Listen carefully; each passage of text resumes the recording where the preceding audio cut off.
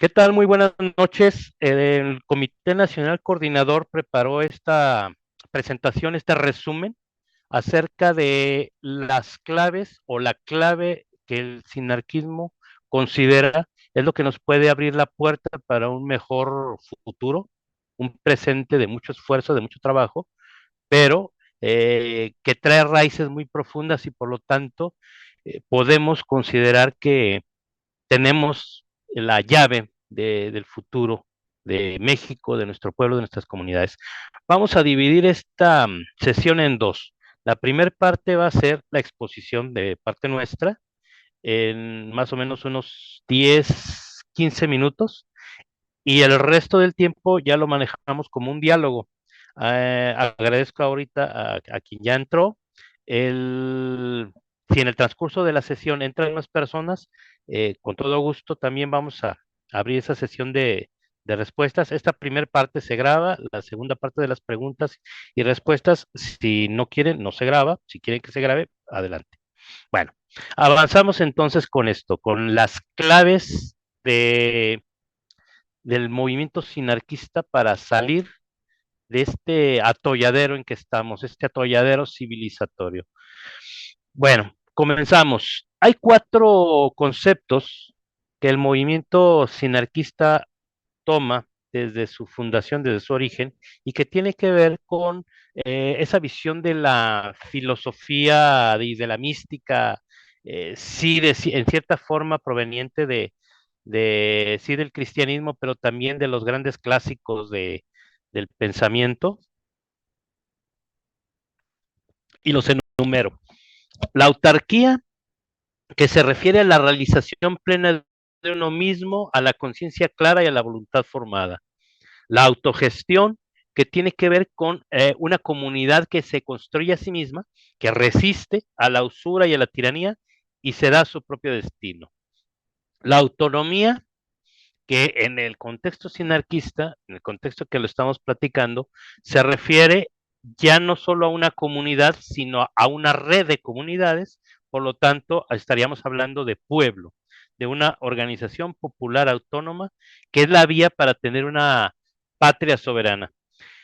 Y hay un concepto muy interesante que se llama anábasis. Este concepto se refiere a un hecho histórico real, pero que por el poeta Homero fue considerado como un profundo símbolo del ser humano y del retorno al espíritu, de las grandes virtudes que, según consideraba el poeta, hicieron grande a, a los pueblos de Grecia y bueno, del Mediterráneo.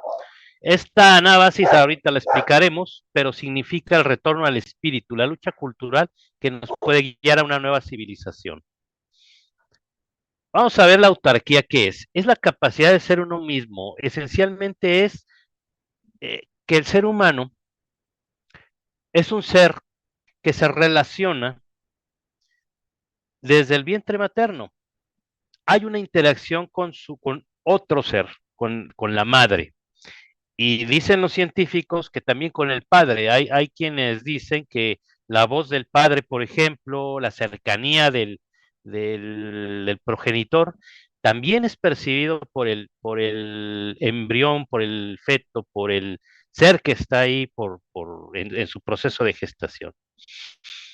Las cuatro relaciones básicas del ser humano son consigo mismo, con el otro, con la otra. Aquí es donde entra el concepto de equilibrio entre lo masculino y femenino y la comunidad. La otra relación es con la naturaleza y lo otro es con lo trascendente. En el punto primero, en la relación consigo mismo, tomo dos grandes principios civilizatorios. Uno de los griegos o los pueblos de esta región, porque fueron previos a los griegos como tales. Eh, en el santuario de Eleusis se podía leer en la entrada: conócete a ti mismo y conocerás el universo. Y nos brincamos a la civilización tolteca. En los anales de Culhuacán se lee, los toltecas fueron grandes porque conocían su propio rostro. Estos dos principios civilizatorios son conceptos también que tienen que ver con el ser, con uno mismo. Esto porque para el sinarquismo, el ser humano no es un ser que viva ajeno al devenir de su sociedad, sino que tiene que ver, hay un vínculo profundo entre lo personal, lo comunitario, lo social. Por ello, para, para este punto, es primordial que tengamos un ejercicio constante de revisión, de conocimiento de uno mismo, nuestros temores, nuestras audacias, nuestras debilidades, nuestras fortalezas, porque a fin de cuentas eso se refleja en nuestro entorno. El vínculo con el otro, con la otra, viene desde un principio básico del cristianismo, en donde se insiste en que el ser humano tiene que ser un ser profundamente equilibrado en sus relaciones con los demás para poder tener una relación profunda con el trascendente, con el divino. En el cristianismo se dice, si tienes un problema con tu hermano y vas a ir al altar, primero en paz con tu hermano y luego lleva tu ofrenda. Y en muchos otros párrafos del cristianismo, de la Biblia, se insiste en ello. Pero no solamente en la parte o en el aspecto cristiano, sino también en otra serie, por ejemplo, los estoicos consideraban que el tratar a los demás era un arte y que el ser humano, mientras más desarrollara el arte, era un ser que se realizaba mucho más a sí mismo. Por lo tanto, mientras mejor trataba a los demás, se desarrollaba en sus virtudes, en sus cualidades, sus capacidades, porque también ese vínculo le permitía crecer a sí mismo y dar de su conocimiento, de su experiencia al otro, a la otra. Para el sinarquismo, aquí entra el concepto de lo sagrado femenino y lo sagrado masculino en un perfecto equilibrio. Cuando hablamos de lo sagrado, lo decimos en el sentido de que sagrado no es aquello que es ajeno, nubloso, distante. Lo sagrado no es eso, lo sagrado es lo cotidiano, pero vivido con una intensidad profunda, con un sentido profundo. Por ejemplo, el alimento. El alimento no es sagrado porque sea ajeno, obviamente que no, es cotidiano. Pero hay un momento en donde el alimento se vuelve especial. Por ejemplo, cuando estamos en una cena con la pareja o cuando estamos en una festividad y preparamos el alimento de determinada manera. Cuando tenemos mucho tiempo sin comer y podemos alimentarnos por fin. Cuando tenemos sed y podemos beber por fin. Ese es el principio de la sacralidad y cuando hablamos nosotros del principio sagrado masculino y femenino, nos referimos a eso. Es lo cotidiano, pero profundamente comprendido. Es decir, no nos dejamos guiar solo por la superficie, sino que buscamos el porqué, los significados, los simbolismos, el ir más allá de simplemente la apariencia. Bueno, posteriormente, el vínculo con la naturaleza es muy claro. Para el sinarquismo, el vínculo con el ecosistema es profundamente complementario. No se trata la ecología, para el sinarquismo, no se trata de una moda o de una simple jardinería para dejar los arbolitos de una ciudad más bonitos. Para el sinarquismo, la naturaleza es la profunda convivencia entre la comunidad y el entorno. Si el entorno, si la naturaleza está enferma, la comunidad va a estar enferma. Si el agua está sucia, está contaminada, obviamente la comunidad lo va a resentir. Si no hay árboles, obviamente se percibe en el incremento del calor, en el aumento del polvo, etcétera. La comunidad está profundamente vinculada con el ecosistema y de hecho, afortunadamente se ha tomado ese concepto también de los griegos, en donde oikos tiene tres significados. Oikos significa casa, hogar, y se aplica tanto para ecosistema o ecología como para economía. Y es que tiene que ver tanto, que precisamente por eso es importante para el sinarquismo entender el equilibrio entre uno y otro. Lo trascendente, esta relación del ser humano con lo trascendente, eh, conviene profundizar mucho más en ello, porque la trascendencia es lo que nos hace eh, rebasar lo puramente instintivo, lo puramente cotidiano, como decía hace un momento, y nos empuja, nos estimula a darle un sentido profundo a lo que hacemos. Nos, nos hace que nuestros pasos, nuestras obras, busquen ser cada vez mejores, cada vez más intensas, cada vez más estéticamente elaboradas, más juiciosamente pensadas, porque de esta manera, como dice aquella frase magnífica, el eco de nuestros pasos resonará por toda la eternidad. Si nosotros logramos creer que podemos trascender a nuestro paso por la tierra, vamos a procurar hacer las cosas mejor. Por eso la autarquía es esa capacidad de expandirnos, de expandir lo que somos, lo que creemos, lo que aspiramos, etcétera. Bueno, la autarquía por eso es importante para el sinarquismo como la base de una nueva sociedad, de una nueva civilización. Es decir, nosotros no estamos nada más pensando en la consigna o en la cuestión electoral, sino en la transformación del ser humano para que surja, como dice esta consigna, pero que tiene mucho sentido, el hombre nuevo y la mujer nueva.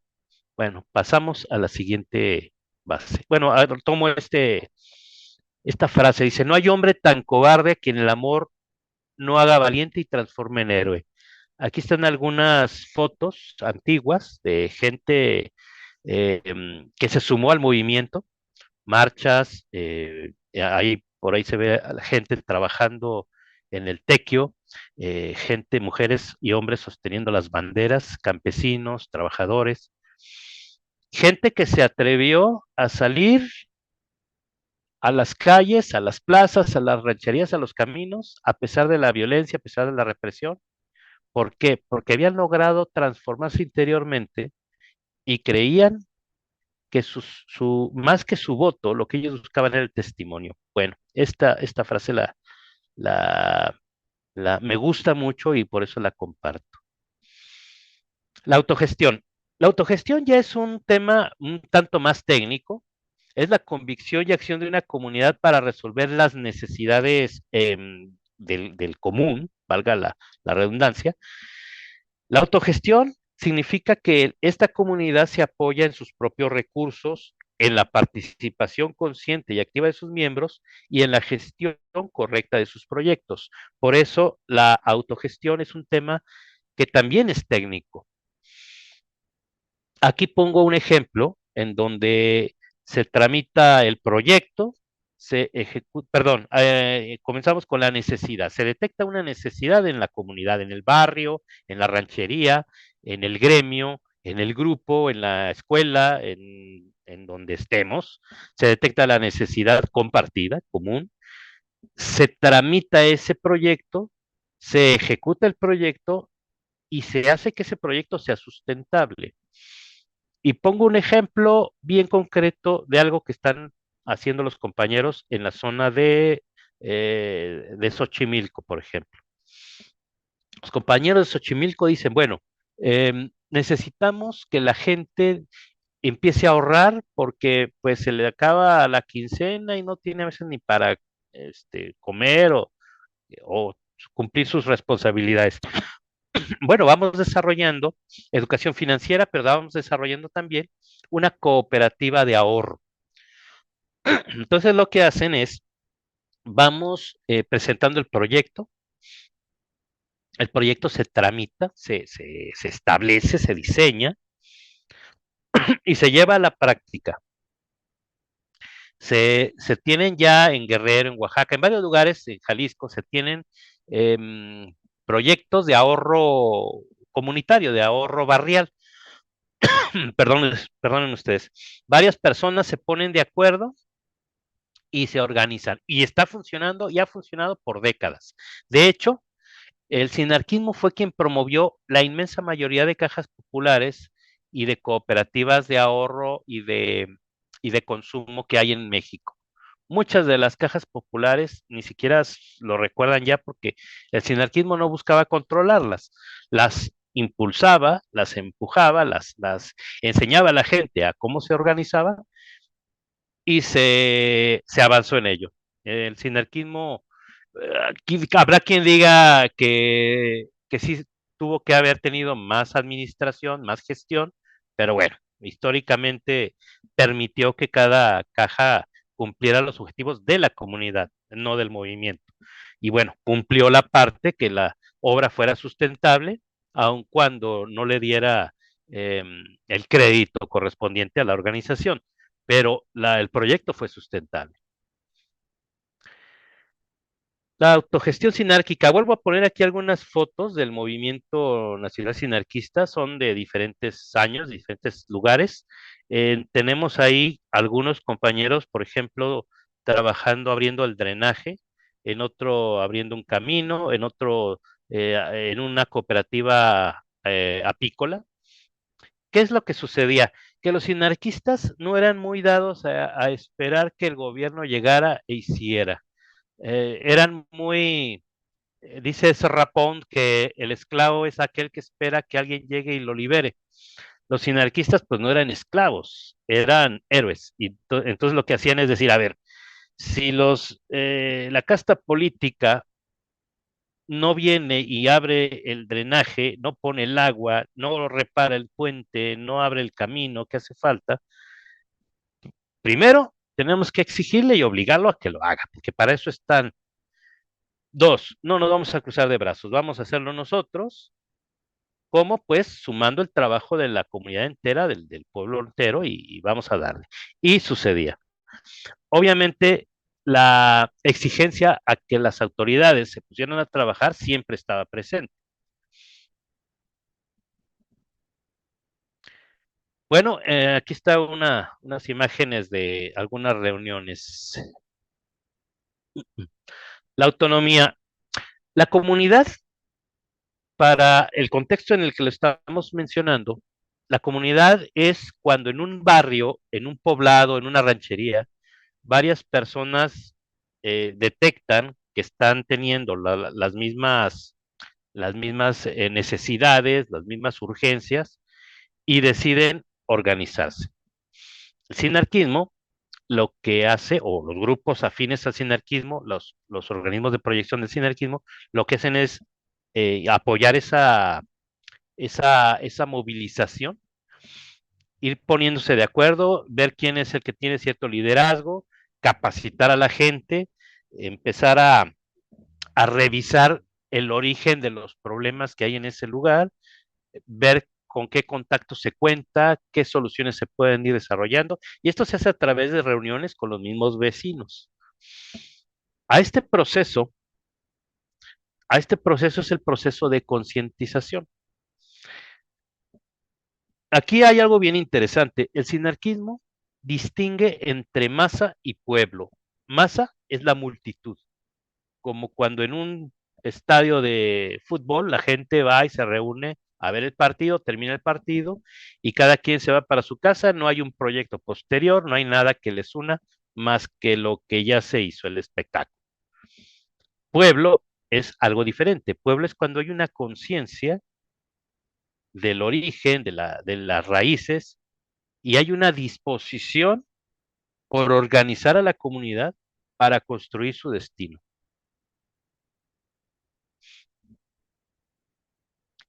La autonomía de una red de comunidades implica que se le exija al Estado constantemente que cumpla sus funciones, es decir, obliga al Estado.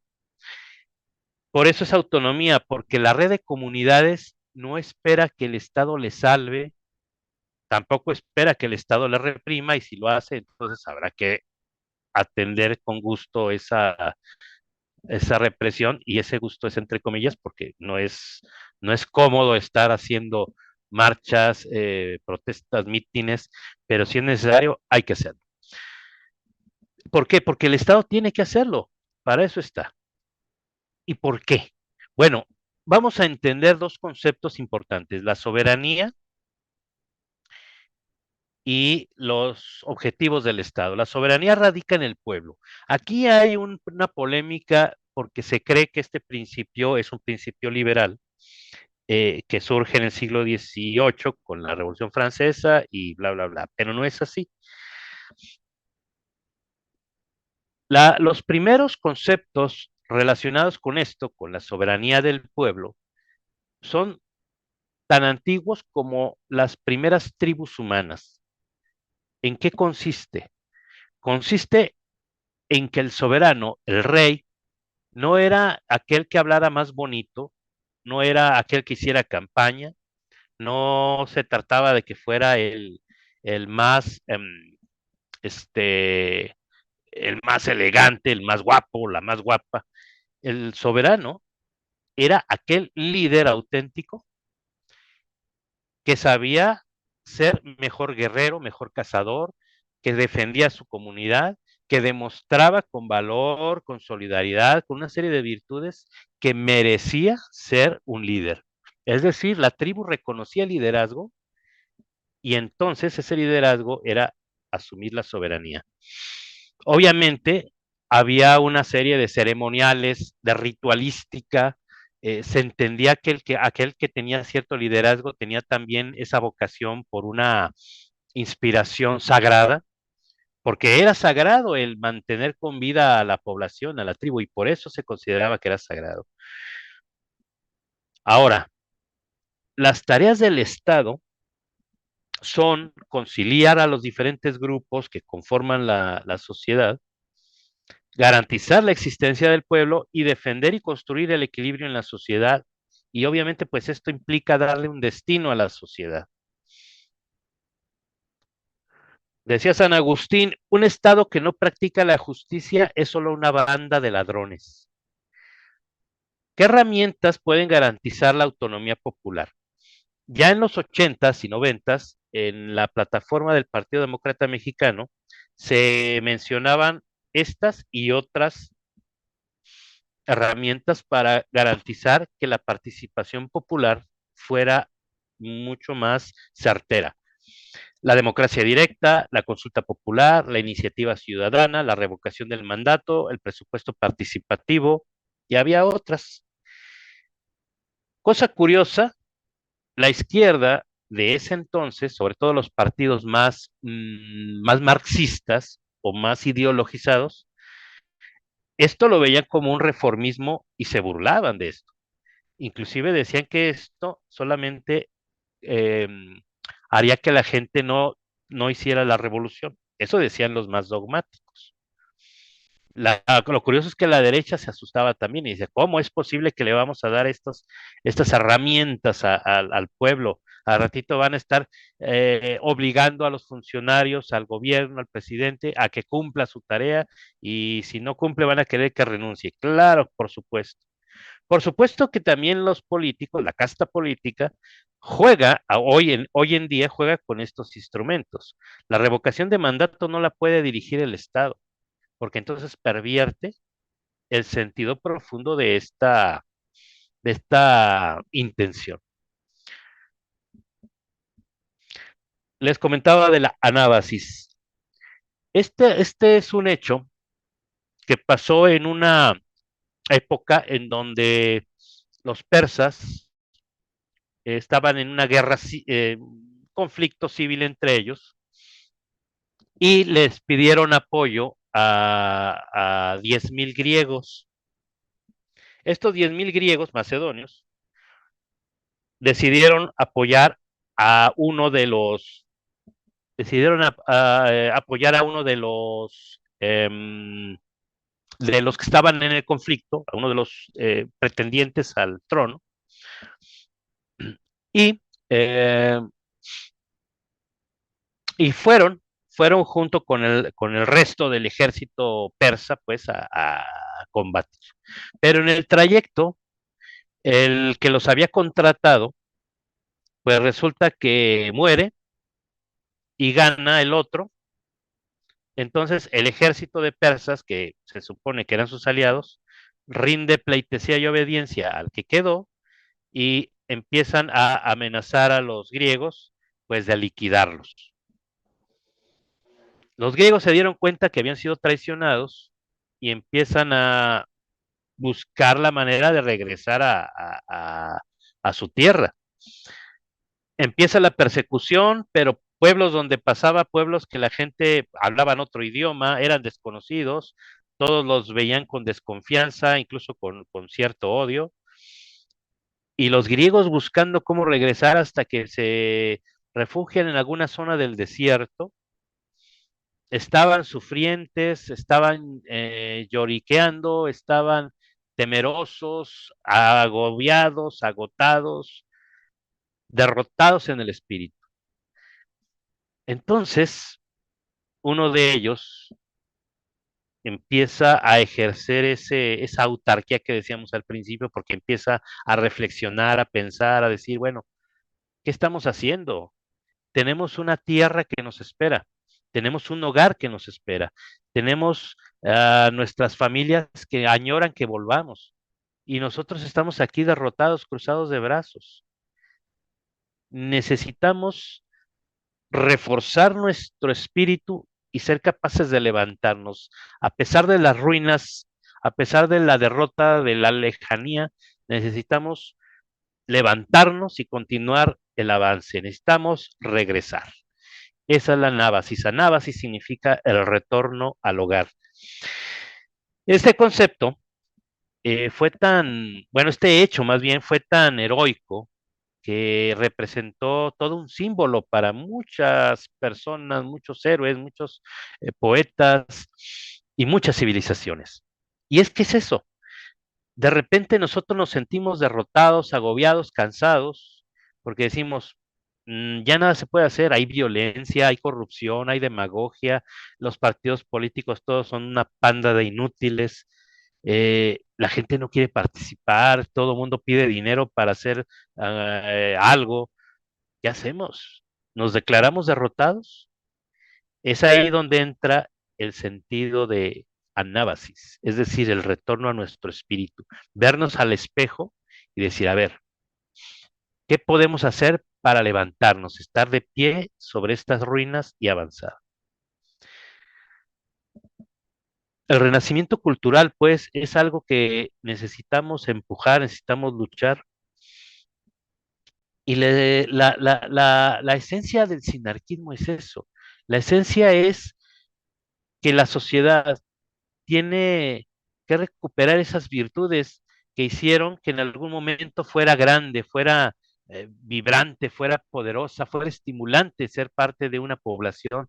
Y mucha gente lo dice, cuando vivíamos en el pueblo, antes de que hubiera violencia, todos éramos hermanos, todos nos conocíamos, nos llevábamos bien. Por ahí va el asunto. Se está acabando el tiempo. Yo invito a quienes están aquí, si gustan, volver a marcar al mismo enlace. Nos volvemos a conectar, pero ya para la sesión de preguntas y respuestas. Hasta aquí dejamos el tema, la parte que me tocaba de exponer. Vuelvan a darle clic ahorita en cuanto se cierre esto y regresamos. Y ahora sí, si gustan, hacemos un diálogo. Gracias por su presencia.